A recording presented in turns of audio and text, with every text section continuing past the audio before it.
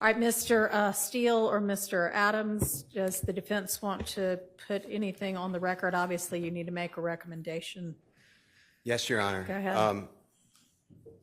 Many of the statements made by the prosecutor we vehemently disagree with. The prosecutor misstated many pieces of evidence and then took liberty that that is the state's theory. Mr. Williams has tendered a nolo contendere plea to the RICO conspiracy count. And in that count, there are several overt acts. And the first one, Your Honor, deals with a traffic stop. It's on September 9th of 2013. And I won't go through every one because it might take a long time, but just for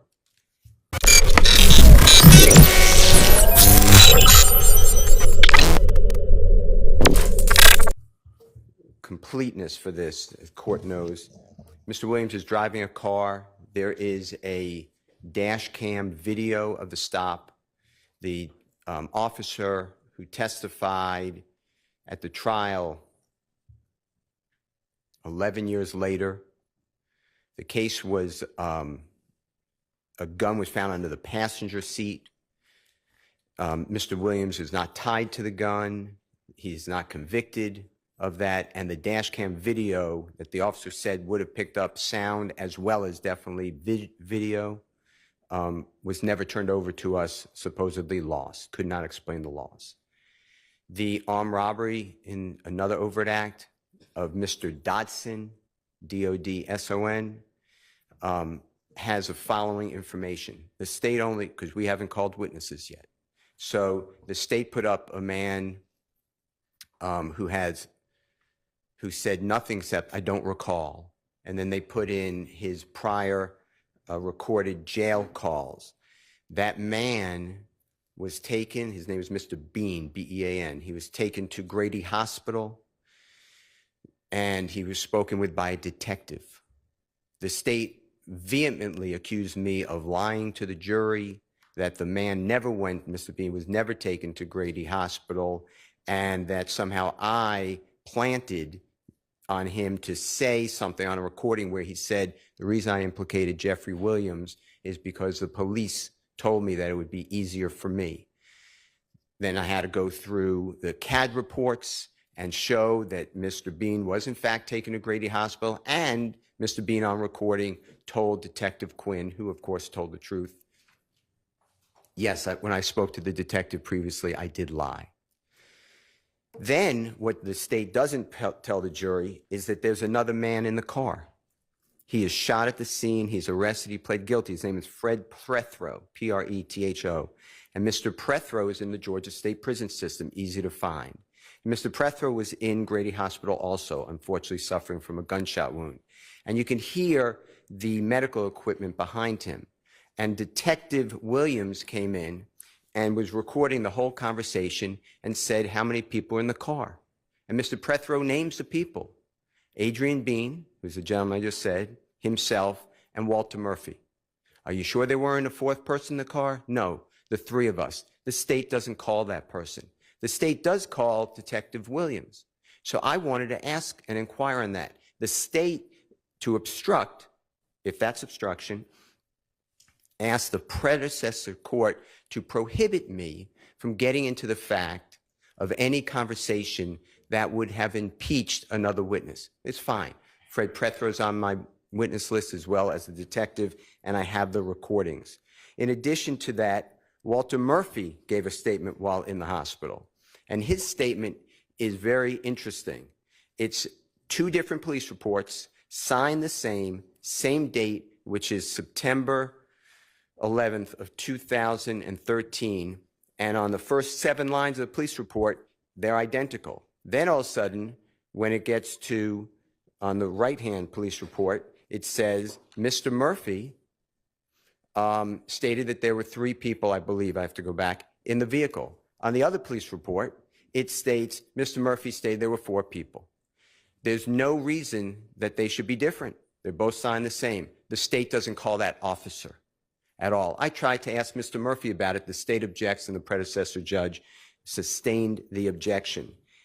Mr. Williams was not involved in the Mr. Dotson. Miss Bennett, that was Mother's Day, May 12, 2013. She reports allegedly an armed robbery. The detective who testified here and investigated stated he never took out arrest warrants for Mr. Williams. And he wrote in his police report, Miss Bennett is not truthful. That is the case that the state is talking about. The state then, there was Brady evidence that they don't turn over, and we find out about it in court after they arrest Miss Bennett because they say she's not cooperating, and it comes out that she told the prosecution over and over again that this did not happen the way that she reported it, and she doesn't remember. As to Donovan Thomas, and Mr. Williams has nothing but empathy, sympathy, and sorrow. They were friends. It is a lie. What the prosecution has put before this jury is a lie. What happened here is the prosecution comes up with a theory because they need a motive, they think. I know you don't need a motive in reality to prove a murder case or any other case, but they wanted a motive. So they made it where Mr. Williams and a gentleman named Rich Homie Kwan, his name is Mr. Lamar, he's a performer, and Mr. Williams and Mr. Lamar were close. There are public documents, recordings, Mr. Lamar being interviewed almost every year, and then he talks about his time with this band or group called Rich Gang, and he says every year up to this past year, he, God forbid, died. We can't call him as a witness, how close he is to Mr. Williams. The state, though, made it in this case, or tried to make it, that Mr. Williams and Rich Homie Kwan are enemies because Rich Homie Kwan will not sign with a record label that has nothing to do with Mr. Williams. Mr. Williams doesn't sign to that record label. That record label is owned by a gentleman named Brian Williams, also goes by Birdman, wildly successful. He started Drake's career. He started Mr. Dwayne Carter, performer known as Lil Wayne's career. He started Nicki Minaj's career, just fabulous, powerful person, well-respected in the industry. But the state wants it to be that Donovan Thomas interceded and would not let Rich Homie Kwan sign to Mr. Brian Birdman Williams. And that is the reason that Jeffrey Williams had a feud and killed Donovan Thomas. Your Honor, what the evidence would really show if we kept going to trial, and I could tell you that Mr. Adams and I never thought we'd be in front of this honorable court. We always thought it would go all the way through trial. Was the state is saying that Rich Homie Kwan and Jeffrey Williams don't speak since the fall, and they have a bad relationship, the fall of 2014. We would have shown, and we served on the state, December 15, 2014, Jeffrey Williams in a private plane with Mr. Lamar or Rich Homie Kwan, and they are high-fiving and laughing with each other. That is on audio video. There's a man who the state hasn't called yet, Mr. Martinez Arnold, also known as Duke. It's on the state's witness list. He's represented by the Honorable Ashley Merchant. He's on that plane as well. He would have identified the item, and he would have testified that Mr. Williams and Mr. Lamar were very close in December 2014. Then on December 29th of 2014, Mr. Williams, Mr. Rich Homie Kwan, Mr. Arnold, others were at Brian Williams' home in Miami, Florida. There was a posting by Mr. Lamar, Rich Homie Kwan, and a picture of Mr. Arnold and Mr. Lamar, and they said, Mr. Lamar says, "This is my number one man, Duke," or something to that effect. We would have put that into evidence.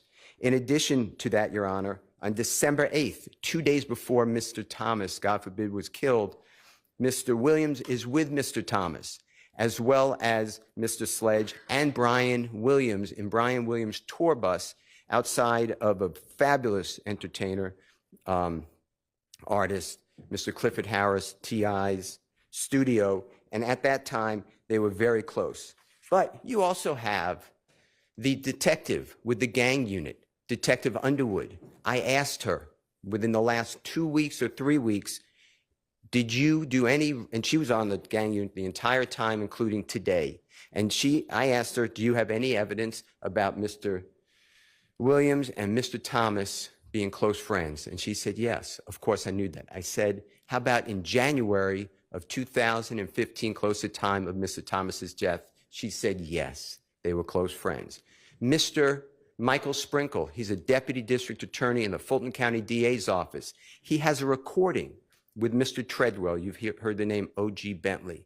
And in that, they're going through the evidence. And Mr. Treadwell, it's important because he has a child, two actually, with Mr. Thomas's sister. So he's family. And Mr. Sprinkle states this is 2018, this is after the rental car, this is after all of the interviews of Mr. Copeland, this is after the interviews of Mr. Zachary. Mr. Sprinkle's in some of those interviews with Mr. Zachary. Mr. Sprinkle on tape, on recording, states, I do not know why anybody thinks Jeffrey Williams is involved in this killing. He and Donovan Thomas were close friends. It makes no sense to anyone.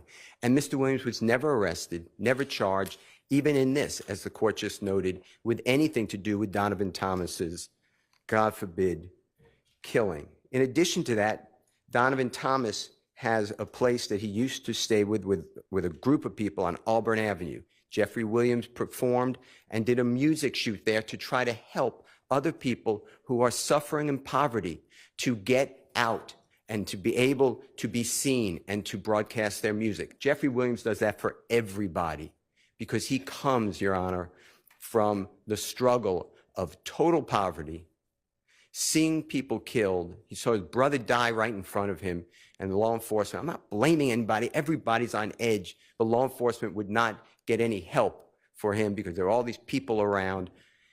It is just what Mr. Williams has gone through is wrong for everyone. It's not just Mr. Williams, it's that whole community, but he's trying to get people out of poverty and out of that community. I have been with Mr. Williams where we have gone to speak with children together, and he tells them, don't be a rapper.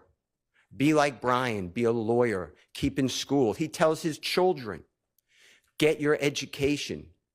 His family, his whole being, Your Honor, is trying to break the chains of poverty for others, and it has been spun in this courtroom with false statements and allegations against Mr. Williams at every turn. In addition to that, Your Honor, the state talks about the fact that Mr. Williams takes people to Miami. You would have heard evidence if we went forward. I put all these people on my witness list. Not one person on my witness list has been interviewed by law enforcement or the prosecution. They have investigated this case for 15 years. They haven't interviewed all these people. That Sprinter van that you heard about, that was already booked days before. Going to Miami, Florida, Mr. Williams and Mr. Brian Birdman Williams, they did a video shoot for a music video. If anybody would have gone further with the expert for the state, they would have seen that Mr. Williams' cell phone does not contact any of the co-defendants that are named here in Miami, and Mr. Williams stays at a separate location than any of those persons. He would always take people who can't afford it on airplanes, on buses, on tours, to his concerts. He let everyone go because, Your Honor, they never left that area. He wanted to show people you have an opportunity. The world is big. Mr. Williams gave jobs to everybody who'd want to work. He'd give them jobs and security, and I'm not insulting them. They really weren't their jobs, but they were being mentored, but they were given titles and tried to give them respect and opportunity. But if they did not wish to work, Mr. Williams would not allow them to work with them. This has all been turned on its head by the state. The fact that the state has put in Mr. Williams' lyrics are offensive. Mr. Williams has tens of thousands of recordings. On our witness list, we are bringing in all of his people, his recording artists, his engineers, his managers, his record label, and an expert, the Honorable Dr. Eric Nielsen, to talk about how Mr. Williams creates his music. His music is then changed around and merged. Mr. Williams, some of the lyrics you just heard are not even uttered by Mr. Williams. The state has no idea when these lyrics were made. Some of them were made before the shooting of Donovan Thomas that the state is saying This applies to the Donovan Thomas killing with the Tahoe. They are so far afield of where we need to be when we are trying to, God forbid, take somebody's liberty, Your Honor. The state is talking about things like F the judge and I rep my life for real. That's not even said by Mr. Williams, but they don't care to find out. They are on a tunnel vision to try to convict a man who should not be convicted. The statement about I never killed nobody, but I got something to do with that body. If the state just bothered to talk with anybody, that is a Nicki Minaj song with Jeffrey Williams. It is written by Nicki Minaj. That is on the text messages I gave, not the text message, the Instagram or Twitter rather, that I gave to the state. That is out well before this, but the state doesn't care. This is out in 2015 or 16 or 17 or 18, I can't remember, I think 18, where Mr. Williams is asked who wrote anybody, and his response is anybody was written by Nicki Minaj, and it was. But it was really written and sung, it's a takeoff of a song by Tupac. There's a song that it parallels, which is an inspiration. But here we are with the state. Also, I never killed nobody, but I got something to do with the body. The next line comes up is, it's a truancy body. The state can't explain that, so they just conveniently leave it out. Your Honor, there were wiretaps on this case. Mr. Williams, it was going to come out, there was an application to wiretap his phone. The state never presented to a judge. That speaks volumes. The leader of the YSL criminal street gang, who's been involved from 2012 until his arrest, and even according to the state, while we sit here, they never even tried to wiretap his phone. It might have been because they don't really know what his phone number is. So all these communications you're being told about with Mr. Huey, I'm not so sure the state could have gotten anybody to say that's Mr. Williams' phone. This is how the trial has gone for us. But we sit here for almost 2 years since we did our jury selection initiation on January 4th, 2023. Mr. Williams has been sitting in a jail since May 9th, 2022. This is 2.5 years waiting for the conclusion of the state's case and a verdict from the jury, and that's why he is tendering this plea. I'm telling the court this, and the court knows when you came out the first time, it's very hard for Mr. Williams. I am not supportive of what we're doing right now. I'm not against it. But I told Mr. Williams, you okay with me saying that? Yes. I told Mr. Williams that I think we're winning the trial and we should go to verdict. But he told me I can't wait another 3 months if there is any possibility I could go home because I have children that are hurting. I have things to do, and he has some medical issues that he would like to tend to. He eats out of a bag, Your Honor. He eats processed food only. He gained 75 pounds during trial. He's lost it since. But it is hard. You know, for me, it's only 3 more months. It's enjoyable, actually. I enjoy coming. It's not that enjoyable for Mr. Williams. He told me he wakes up. Can I say? Yes. He wakes up every day, and it's another day in HE blank blank. Your Honor, the state is talking about, in this case, they put in social media. This honorable court was not here, but the state put in that Mr. Williams, in the indictment, Mr. Williams put out a call for murder. He put $24 million murder for hire on a person's head. That is a lot of money, and that is awful. If they would have read the chat, the Instagram chat, Mr. Williams, right above it, there's a picture of a very well-known, very accomplished musical artist who actually had surgically implanted in his forehead a pink diamond worth $24 million that day.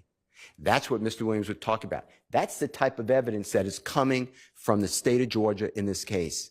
It is wrong. This is all wrong. And I know we're pleading guilty, and I know we're pleading nolo, and I know we're asking this honorable court for a certain sentence, and we'll get to it with the court's permission. But this is the type of evidence that there is. but it is holding this man hostage. And that's not really what we're supposed to do, district attorney time, in the state of Georgia or anywhere. The state then, because I opened on that, then they never bothered to put in all of the chats. Why did it take me to read the chats? In addition to that, going back to Donovan Thomas, talk about Mr. Williams involved, the state did a geofence. A geofence tracks his devices. It doesn't have to be a phone. It could be an iPad. It could be any type of electronic device that targets and is used. You don't have to be on the phone. It's the contact. If he has an app open, it'll capture it. And the state targeted the McDonald's, where they keep saying that Mr. Williams met with people there. They targeted the barbershop where, God forbid, the killing occurred. And they targeted a third location, no, 2 locations. And it comes out,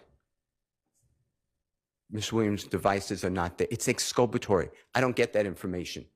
I got that because I interviewed Lieutenant Crabtree, and the results can't be found, according to prosecution. I did a motion for that. They just can't find it. That is great evidence for Mr. Williams. It would have also shown clearly that when he does go down from his house after getting this call that I'll talk about from Demise McMullen, he's not with these other people. And the expert for the state, the FBI agent who does the telephone analysis, Mr. Williams' phone does not ping off the same tower as a Demise McMullen or a Mr. Copeland or a Mr. Garlington or whomever. The state of Georgia has misrepresented for 2 years in front of this jury. They have hidden evidence. They have violated Brady. They have falsely accused Mr. Williams. Your Honor, saying that Mr. Williams gets that call 7 minutes after, the state said 6, it was 7 minutes after the killing of Donovan Thomas from Demise McMullen. Mr. Williams was already out of his home. Mr. Demise McMullen's calling Mr. Williams. He's not even there. He's going down to meet with Mr. Kelvin Treadwell, also known as O.G. Bentley.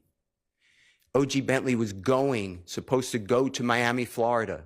They were talking about this deal. And Mr. Williams, that day, he was given another contract. Mr. Williams, by this time, he went from 0 money. He is a multimillionaire at the time. He doesn't need the Cleveland Avenue drug deals for $15. He doesn't need the shootings. He wasn't even living in Atlanta since 2018, 19, 20, 21. He came back the very end of 21, 6 months, and he got arrested in May of 2022. In his house, Your Honor, we have everyone on the witness list. There are 12 people living at that house. Mr. Williams opens up any of a car that he has. He'll rent cars for people. Any home he has, he will allow people to live in hotels because people that he knows, unfortunately, are homeless. And he gives them all places to stay, cars to drive around. He is not involved in criminal activity. Mr. Williams just got back in our country. His passport shows it. Right before he was arrested on May 9th of 2022, there were other people in that house with the drugs and the guns. There are people the guns are in their names.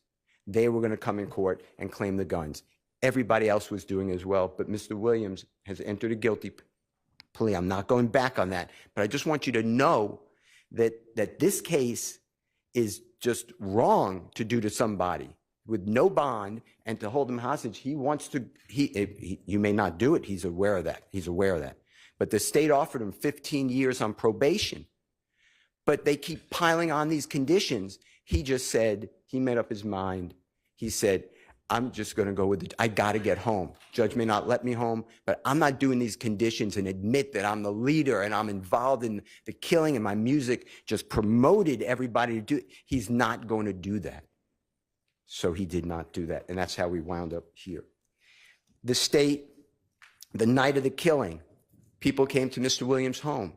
The state tells the court, he said, lay low. What they don't tell you is right after that, he gave money to Mr. Sledge, who said, they're going to kill me. They think I did it. And Mr. Williams said, if you had anything to do with it, I don't want to be with you. And Mr. Sledge said, I just need a hotel room with my children and my bride or my significant other to get to. And Mr. Williams said, be safe, lay low. That's the lay low. In addition to that, Mr. Williams told Mr. Copeland, Mr. Copeland's with the police. Hours after the killing of Mr. Donovan Thomas, Mr. Copeland goes to the police department. Mr. Williams is the person who told him to go. Mr. Copeland said, what do I do? They're shooting at my house, at my family's house, at my significant other's mother's house. And Mr. Williams said, if you had anything to do with the murder, get out of here. Mr. Copeland denied it. And Mr. Williams said, then go tell the police. Mr. Copeland said, you want me to go to the police? And Mr. Williams said, if you had nothing to do with it, they think you did it. Go to the police. In addition to that, Mr. Copeland said, well, I'm going to retaliate. Mr. Williams told him, don't do that. Let 12 handle. That's on recordings. That is on recordings on January 11th of 2015 with Detective Thorpe. Your Honor, as far as Dwayne Carter, a performer known as Lil Wayne, Mr. Williams had no conflict with him. They are friends. We were presenting evidence that right before this shooting of the tour bus is April 26th of 2015. Mr. Williams is performing in New Orleans area. And that's the area where it's Holly Grove, where Mr. Carter, or Lil Wayne, the performer known as Lil Wayne, comes from. And in order to drum up popularity and interest, people get on the internet and they start what's called rap battles, arguments, feuds. That's what happened here, and you would have heard testimony from Mr. Williams' management that they said, start a rap battle. It'll be better for your career. Mr. Dwayne Carter is aware of that. Mr. Dwayne Carter is interviewed. The state's aware of this. He has interviews after this. Are you mad? What's the real deal with Jeffrey Williams? He states, no, he's great with me. He brought popularity to me. He loves me. He idolizes me, and I love working with him. They did an album together. In 2014, they're in the studio together, making music together. It is all made up that Mr. Williams is involved. Mr. Williams gives a statement. The state refuses to put it in and then stop me, the previous judge, from cross-examining the detective. His name is Racy. He met with Mr. Williams in the DeKalb County Jail on the 15th day of July 2015. Mr. Williams is arrested that day. And there's a long interview. And Mr. Williams waives his right to counsel. He tells them, I'm his lawyer. They say, you don't want to speak to us? You don't have to. He said, well, I'll speak with you. And they asked Mr. Williams these questions. What about Lil Wayne's shooting? He said, it was outrageous. I love him. That's my idol. I love Lil Wayne. How about this battle? He says it's promotion. They asked him about his rap lyrics. It's the only person that the state ever did anything about rap lyrics with. And they asked Mr. Williams, what about the rap lyrics? And he tells them, it's hyperbole. He didn't use that word. He used the word, it's made up. It's rhyming. It's made up. Not like the state is saying that I rap lyrics for real. That's not even Mr. Williams' utterance. Your Honor, the point I'm trying to make to you is what the state of Georgia has presented to this jury in this courtroom the past year has been full of untruths, and they know it. The state says that Mr. Williams had a conflict because he named an album with Dwayne Carter, and Dwayne Carter didn't like that. Dwayne Carter's interviewed. He said, that was one of the nicest things anyone could have done to me. It shows how much he really appreciates me. It shows respect and honor, and I appreciate what he did. The state knows this. With regards to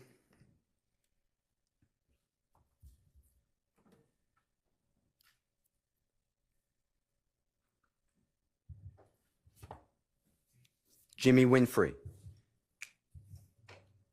What the state did is they put in a recording. It's not Mr. Williams. It's a jail recording, Mr. Winfrey and an unknown person. And then unknown person says, when you get out, you're going to get a Porsche and $250,000. Mr. Williams not privy to that. The state looked at all of Mr. Williams' bank records, everything. They undressed him financially. There's zero evidence Mr. Williams did anything for Mr. Winfrey. The state tells you that Mr. Winfrey asked for money for a lawyer. The conversation was, and it's recorded, it was with Mr. Williams' manager. And Jimmy Winfrey said, I need to show that I was gainfully employed for the court. Can you get me something from YSL? And the manager said, yeah, if we have it, and if it's true, yes, you can have it. That is it. There's no evidence that Mr. Williams paid for anybody's lawyer, Mr. Winfrey or otherwise. In addition to that, Your Honor, the social media postings with Mr. Rashawn Bennett, also known as YFN Lucci. So Mr. Williams, the state tells Mr. Bennett on social media, I would have killed you if I didn't like the way you take care of your mother and children. That is the post. What they don't tell you is Mr. Bennett, who is also, to his credit, trying to drum up his career. Mr. Bennett is picking on Mr. Williams, who's a much higher profile artist than Mr. Bennett at that time. And Mr. Bennett is saying that he slept with Mr. Williams' fiance, while Mr. Williams and she are a significant couple, that Mr. Williams' music is awful. Nobody should listen to his music ever. Mr. Williams responds by saying, we can do an album together if you want. Stop this. The man continues of how he's sleeping with Mr. Williams' significant other, and then Mr. Williams responds by saying, I would have killed you except for what you do. That is the context that they don't tell you about. And Mr. Williams did nothing to Mr. Bennett. In fact, the evidence would have shown, if we had time or we would have gone forward, that Mr. Bennett and Mr. Williams are on the red carpet receiving awards in California, sitting right next to each other and taking photographs. This is not the Jeffrey Williams. Jeffrey Williams is a known person who is all over the place. If he did something, somebody wanted him, they can find him. He is not hanging out on Cleveland Avenue. What the state is saying are not true. The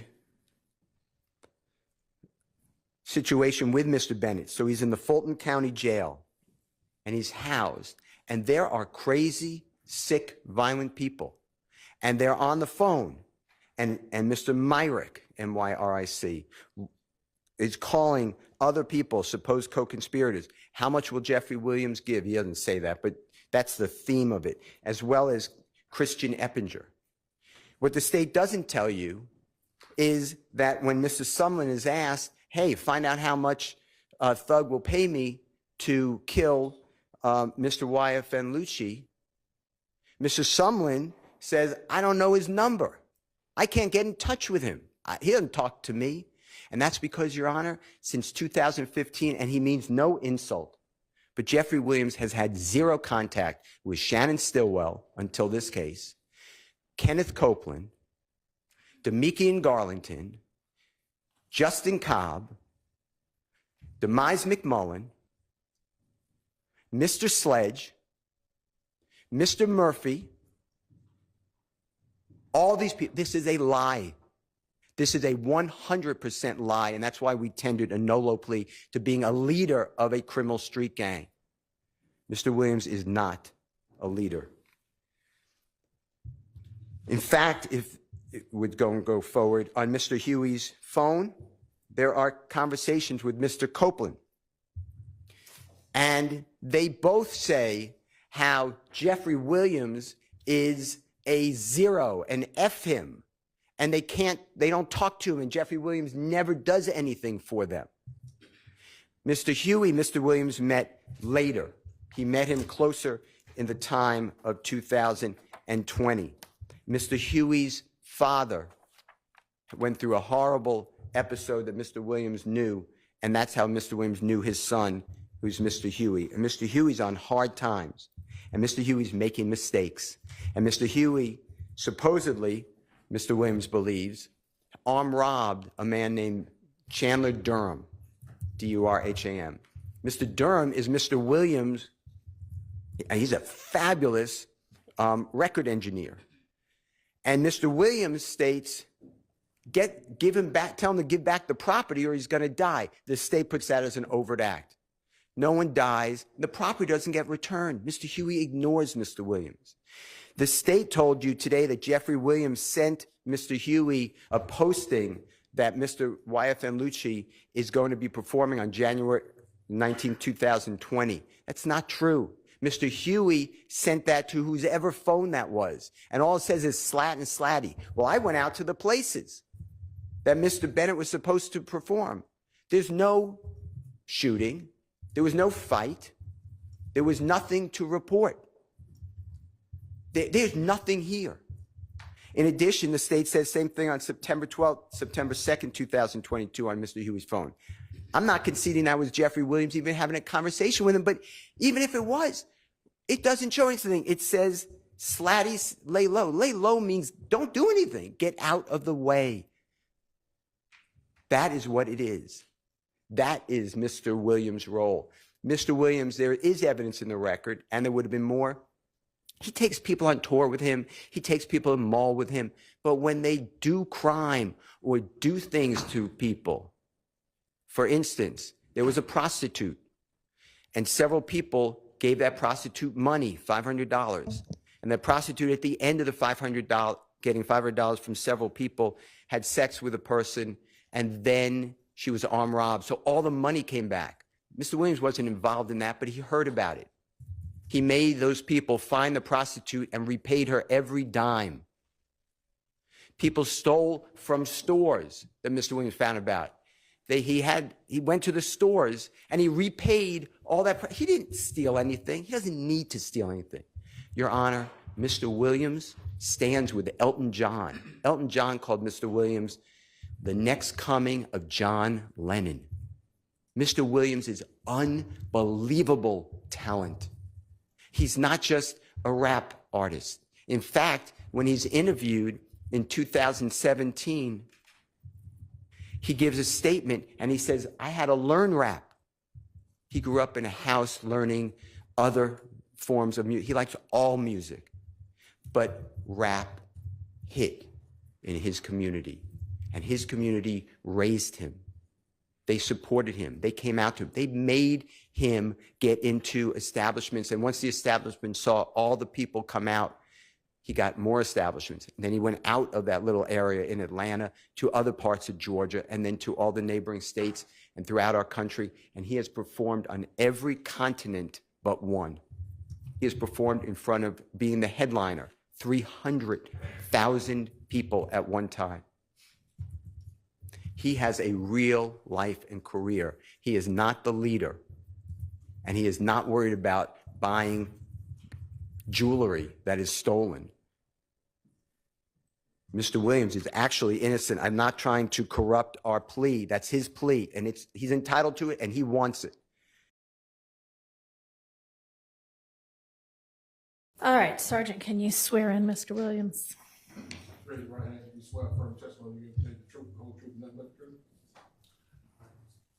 That's your name, first and last. You might spell first and last. Jeffrey Williams.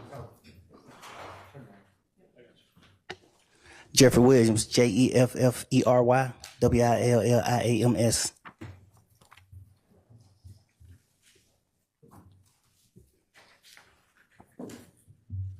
Good afternoon, Mr. Williams. Good afternoon. Are you the same Jeffrey Williams indicted in case number, Your Honor? Yes, ma'am. Actually, have we all signed the indictment, or are we going to do that afterwards? Because I don't have a copy of it.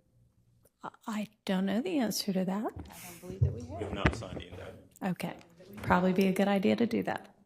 Does anyone have a copy? Because you don't? Okay. Where's the one we were using yesterday? We'll do that in just a minute. You can go ahead with the colloquy. And Your Honor, we don't have the waiver form as well. I believe that the court had one. I've got blanks. Y'all filled one out, right? We have. Okay.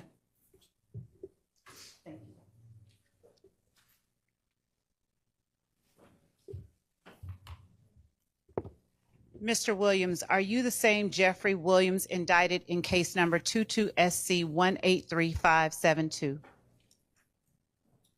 Yes. Okay. And are you also known as Young Thug? Yes. Are you at this time taking or under the influence of any alcohol, drugs, or medication? No. Is there any medication that you normally take that you have not been given today? No. How old are you? 33. And how far have you gone in school? 9. Say that one more time. 9. Okay. Are you able to read, write, and understand the English language?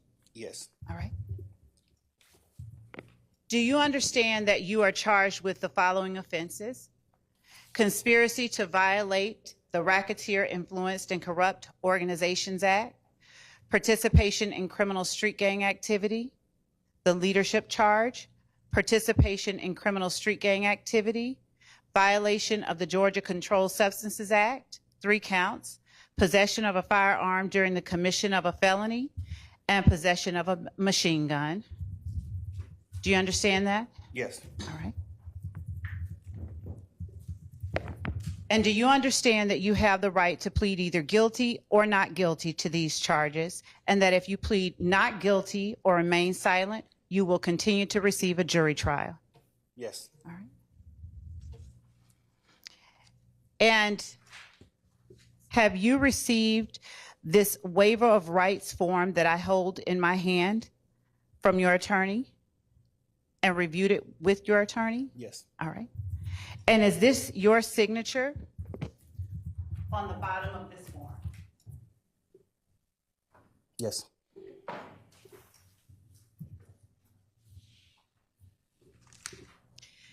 Have you had enough time to speak with your attorneys, Mr. Steele and Mr. Adams, about all of the facts and circumstances known to you regarding the charges in indictment 22SC183572, including any potential defenses? Yes. Do you need additional time to discuss this case with your attorneys? No. Are you satisfied with their services? Yes. Mr. Steele and Mr. Adams, do you on behalf of Mr. Williams waive a formal reading of this indictment? Yes, Your Honor. You do. And do you, Mr. Williams, waive any and all defects in this indictment, including any with respect to your name? Yes. Have you been arrested on these charges? Yes. The state is unaware of any outstanding warrants related to these charges. Do you or your attorneys know of any outstanding warrants related to these charges? Any what? Outstanding warrants related to any of the charges in the indictment? No, No. I don't believe so either, Your Honor. Okay. And I'm unaware of any as well, Your Honor. I am as well. Thank you. Have your attorneys advised you of the minimum and maximum sentence for each of the crimes that you are charged with? Yes. And each of the charges that you are pleading guilty to? Yes.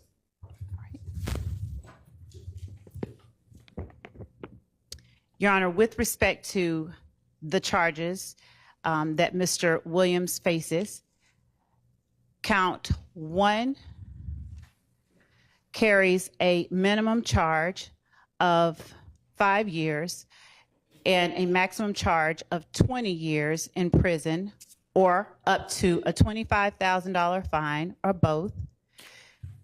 Isn't it a $15,000 fine, because wasn't it the version of the statute in effect at the time, or was that the same for RICO? Was RICO 25? Yes, Back- RICO was okay. 25. All right, thank you. You're welcome. Count 56 carries a minimum sentence of 5 years in prison, a maximum of 20 years in prison, consecutive to any other sentence, with a fine of $10,000 to $15,000, or both. Okay. Count 57 carries a minimum sentence of 5 years in prison and a maximum sentence of 20 years in prison. Count 58 carries a minimum sentence of 1 and a maximum sentence of 10 years in prison. Count 59 carries a sentence range of 5 to 30 years in prison. Count 60 carries a sentence Hang on, range. slow down just a second. All right, and that's for the amount of that drug that was found on 59, 5 to 30? That's as a result of the charge itself, I believe, with intent to distribute. I think that 59, Your Honor, is simple possession of cocaine. I have to look at the indictment to be I think sure. that's 60. Okay. Let me look. Okay.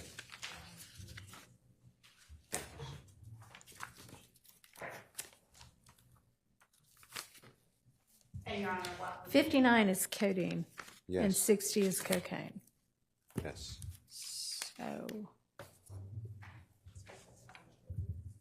Your Honor, it is with the intent to distribute, so my reading of the statute is that it carries the range of 5 to 30. okay. And Your Honor, also, as I have the indictment in my hand from Ms. Roster, may I pass it to counsel for Mr. Williams? Yes. Thank you.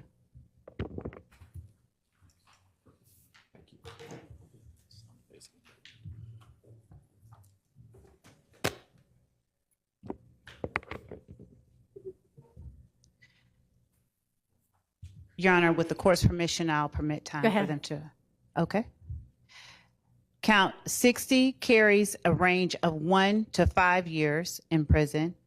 Count 61 carries a mandatory 5 years consecutive to the underlying felony. Count 62 carries a sentence of 10 years consecutive for a total maximum exposure of 120 years in prison. All right. Were you aware of that, Mr. Williams? Yes. Do you understand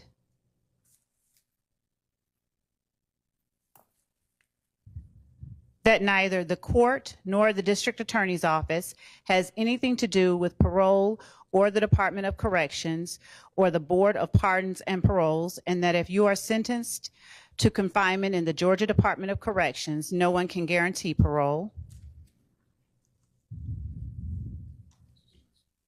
You can say yes. Well, She asked you, do you say that? Oh, you can yes, guarantee ma'am. Parole. Your Honor, may I allow Mr. Williams time to finish signing the indictment? Okay.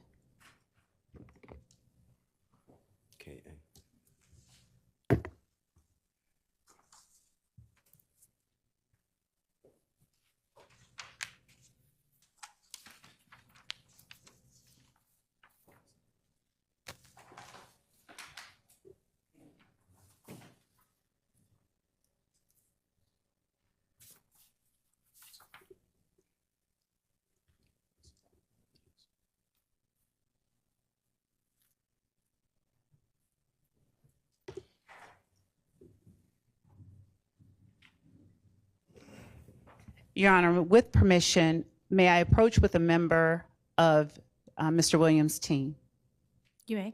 Thank you.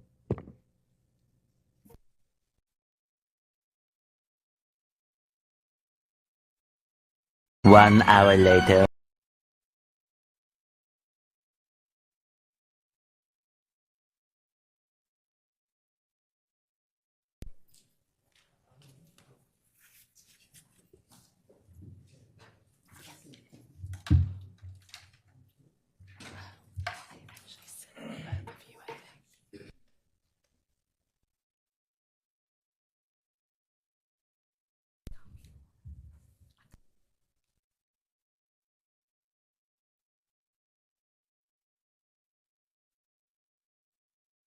Mr. Williams, do you understand that this is a non-negotiated plea of guilty, and that since your guilty plea is a blind plea or a non-negotiated plea, the state is making a recommendation of sentencing to the court, notwithstanding the fact that this is a blind plea?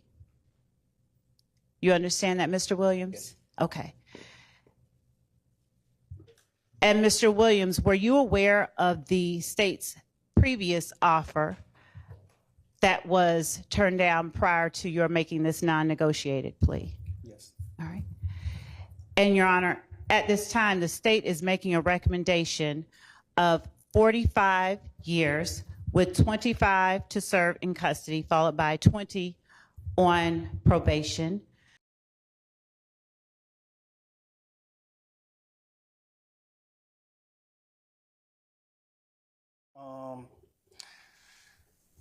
I take full responsibility for, you know, my crimes or my charges. I want to say sorry to my family, my mom. My mom got 11 kids. I can't say all their names, you know.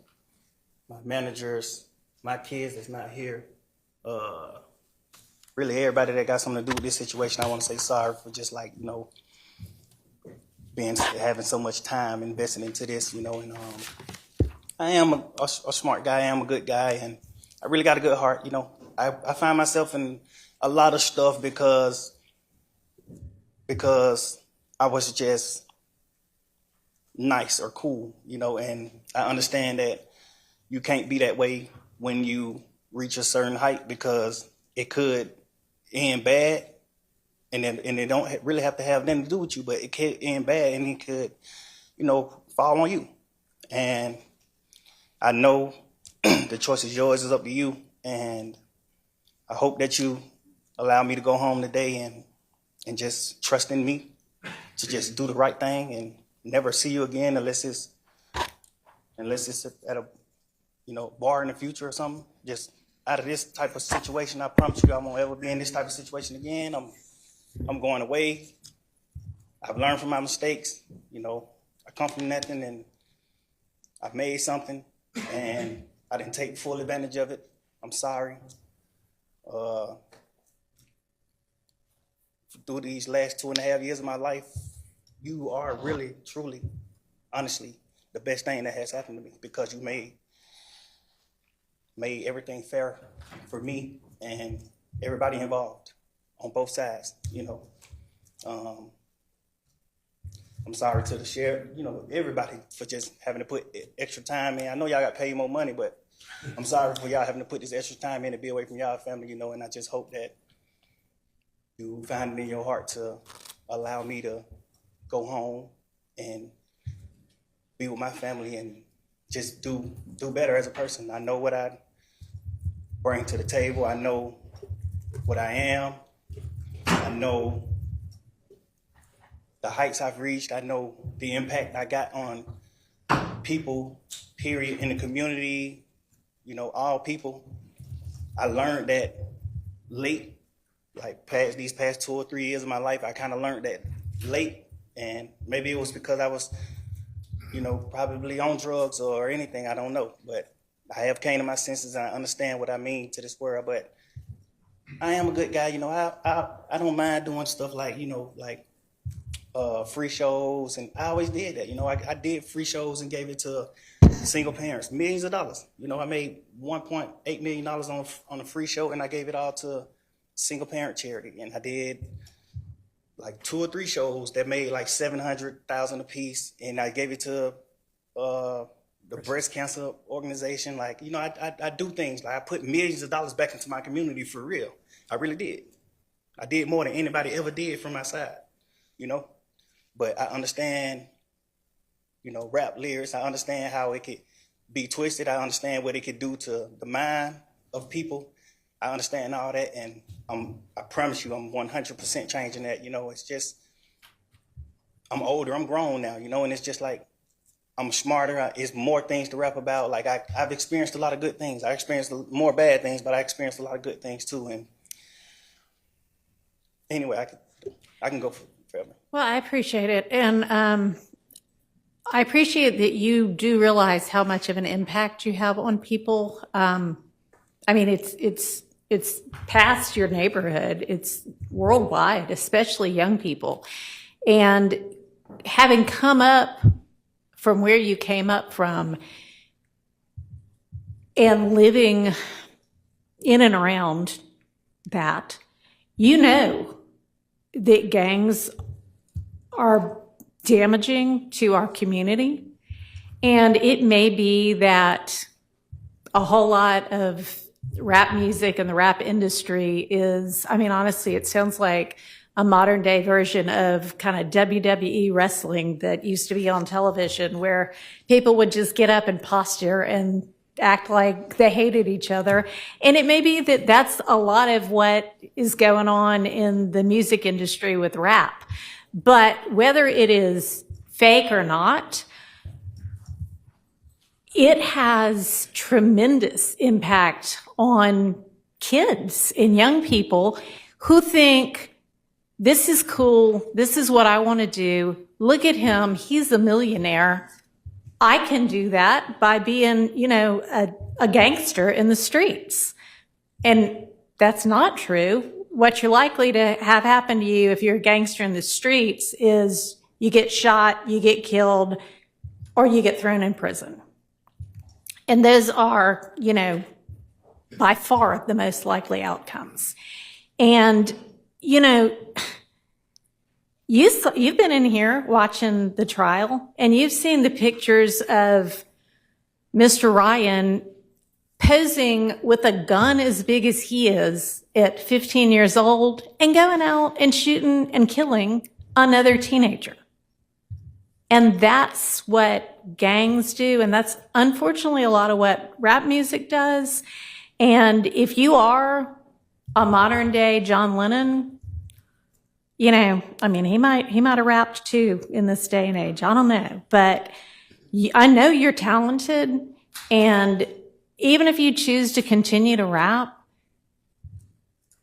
you need to try to use your influence to let kids know that that is not the way to go, and that there are ways out of poverty besides hooking up with the powerful guy at the end of the street selling drugs.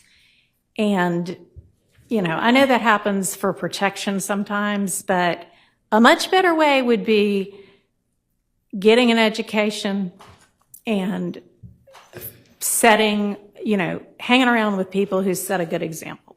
And you be one of those people that sets a good example. I mean, all right, so that's my high horse on that. I could also go on. But I want you to try to be more of the solution and less of the problem. All right? All right. So it is not lost on the court that the state, had they been able to come to agreement on certain special conditions, was willing to entirely dismiss the RICO count, was willing to entirely dismiss one of the gang counts, and was willing to entirely dismiss this, you know, machine gun count. Was willing to give a sentence that permitted Mr. Williams to walk out of the door today, and therefore does not seem to be particularly worried that Mr. Williams, if on the streets, would be a danger to society. I'm taking that into consideration in crafting my sentence. And in permitting a nolo plea to the RICO count and one of the two gang counts, I would not be permitting the nolo to the one if you were not pleading guilty to at least one of them. But you are, and y'all admit a factual basis for the counts that you are pleading guilty to. I find there to be a factual basis for those counts, and for the remaining counts with which you are charged. I am going to impose a sentence, and I've taken a little bit of the suggested special conditions from the defense and a little bit of the special conditions suggested by the prosecution. On count one, the court sentence is 20 years to serve 5.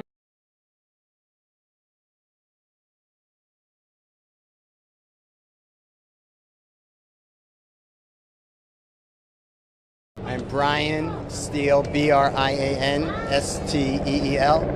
And I'm Keith Adams, Keithadams. And talk us through the decision to do a plea when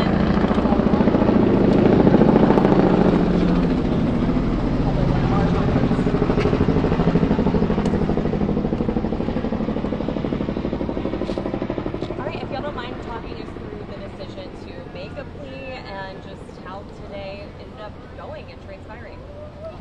Well, this was excruciating because hopefully, in our collective opinion, Jeffrey would have been found not guilty of everything. So this is very painful.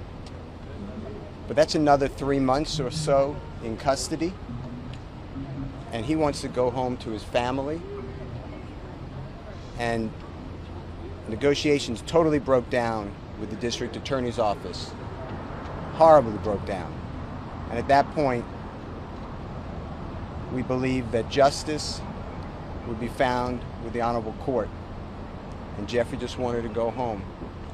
How agonizing it is to know that we've spent a year trying a case where the prosecutors have put on lies, knowing lies, hiding evidence, is insane in 2024 in the United States of America. And the only reason that this got revealed is because of you people. You people brought the truth to the community because nobody knows this.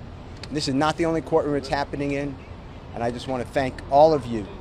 I especially want to thank Jeffrey for letting me represent him. I think he's a wonderful person who does wonderful things and will continue to do things even greater. I cannot express to you how Shaquille Kokomo, how Trisha Renard, how Haley, how my wife Colette, how Bram, how countless people, but especially Miss Courtney Edwards, has worked without sleep for 3 years representing Jeffrey and helping him.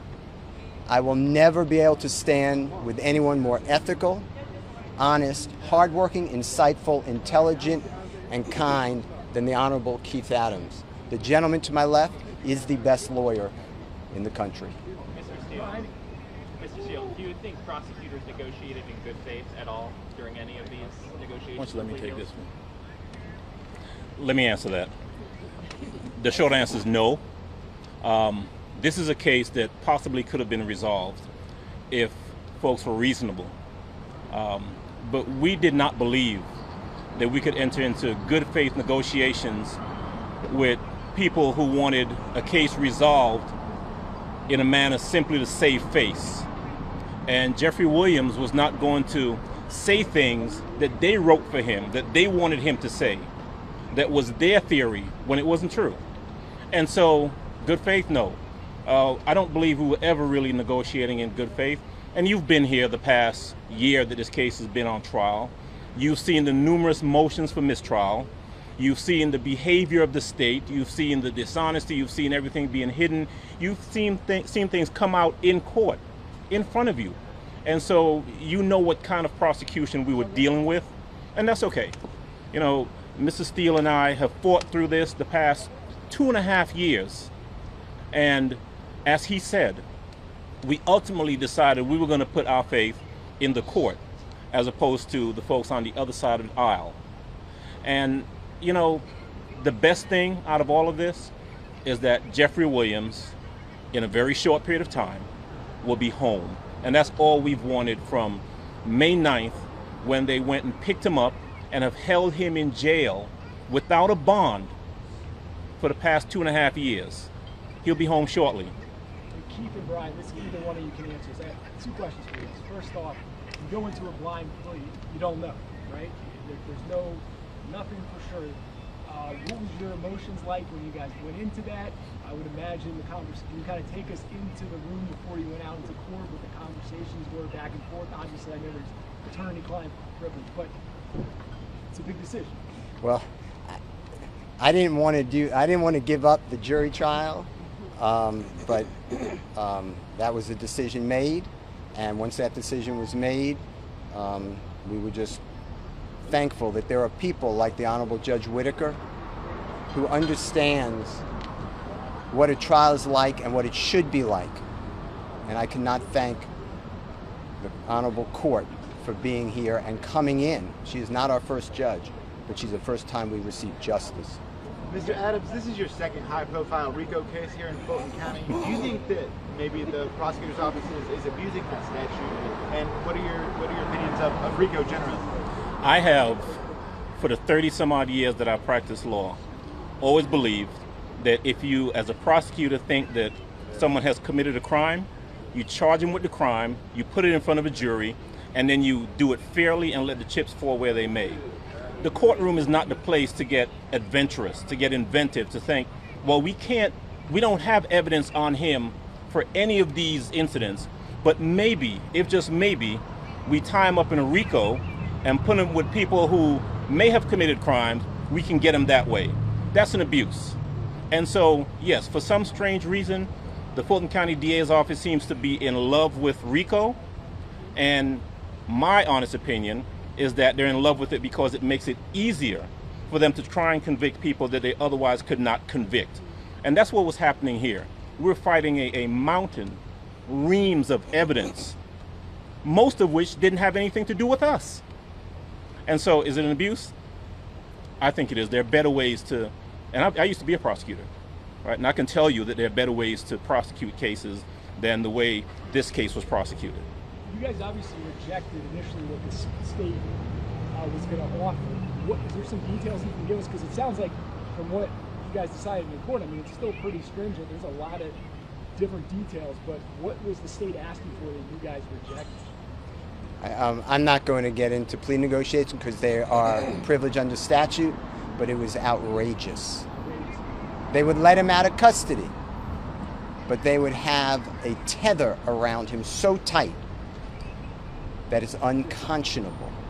And how are y'all feeling about what the sentencing is, especially with not being able to be in Metro Atlanta except for specific parameters, and how is Mr. Williams feeling about that decision?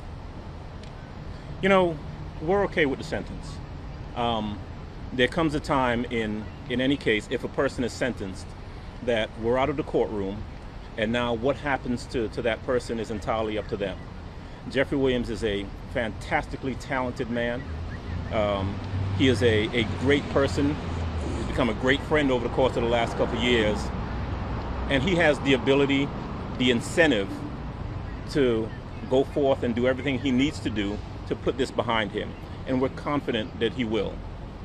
One of the questions you asked a little earlier was, what was that feeling like, stepping into a courtroom to do what's called a blind plea, not knowing what's going to happen? You know, it's a scary feeling for all involved. There's probably no feeling quite like that other than sitting in a courtroom waiting for a jury to come out and tell you what your fate is. But we walked in there knowing that we were in front of a fair tribunal and being comfortable that the right thing was going to happen, and the right thing did. What do you think about your client just serving as a role model? Obviously, as part of the agreement, he's going to be participating in the community, doing events, things like that. Obviously, he has a huge reach for what he does for a living. I've known Jeffrey Williams. I've defended him for over a decade. I have been with him where we go to young children, children in need, children who are going down the wrong way. And he tells exactly what he's going to continue to say. He tells everybody, this is not a good life. We have to stop the generational disaster that is plaguing the community.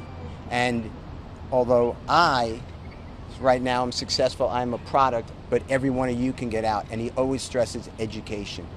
Jeffrey Williams is a great person, a great role model, and he will do even better now, hopefully, if you allow him and his words to get out. As far as how Jeffrey's feeling now, he knows my feelings, which I'm not going to reveal for attorney-client privilege, but this is not the same as a not guilty verdict. That should have been rang. But nobody here wakes up every day on a concrete floor that they're calling his bed, gets up at 4:15, gets shackled at his feet, his waist, and his hands, comes to the Fulton County Courthouse to be on concrete, eating out of a bag. Doritos is his meal of choice. And then coming to a courtroom and sit there with a leg chain on him every single day and hear lie after lie. So for Jeffrey, go home today and not have another 90 days or 120 days of it, he is very happy, thankful to the Honorable Court. So to answer your question, this was not what I wanted. I don't believe that it is just, but I believe that under these circumstances, it is justice for Jeffrey Williams, and he is delighted, as are we, and thankful. Can I ask you, you were standing right next to him as he was addressing the judge. What seemed like a very sincere apology to her, or apology to the court and what happened, what has gone on. How did you feel standing next to him, knowing him for the last decade as an attorney for him, about what he was saying and what he was telling the judge? Jeffrey Williams is being truthful. That is his heartfelt feelings. He feels so bad for the loss of life, and he feels bad that people are taking his music or his social postings and making it into violence. That is all promotion. That is not a symbol of go hurt somebody. So I hope I've answered your question directly, but how I felt, I've heard that from Jeffrey over and over again. You called out a lot of challenges in this trial based on the prosecution's points. Do you have any message to, the co-counsel that for now is still on trial, or what's left of this? Oh my God, they are phenomenal lawyers, and I'm confident if you keep going, which I assume you will see some great lawyering. They don't need my help. And the truth is, they've been there with us for the past 2.5 years. They're aware of what they're up against. They are totally capable of handling it, and I presume we'll step in from time to time because, in this fight in the past 2.5 years, we've been together. So we needed something, they've been there to assist, and if they need something, we're happy to step right back in and assist. But they're great lawyers. Max Shard, Doug Weinstein, those gentlemen are in great hands. They'll be fine. I will say this, I think it is wrong, and it needs to be fixed, that an innocent man is arrested on May 9th of 2022, is denied bond, and has to plead guilty and nolo to get freedom after 2.5 years in custody.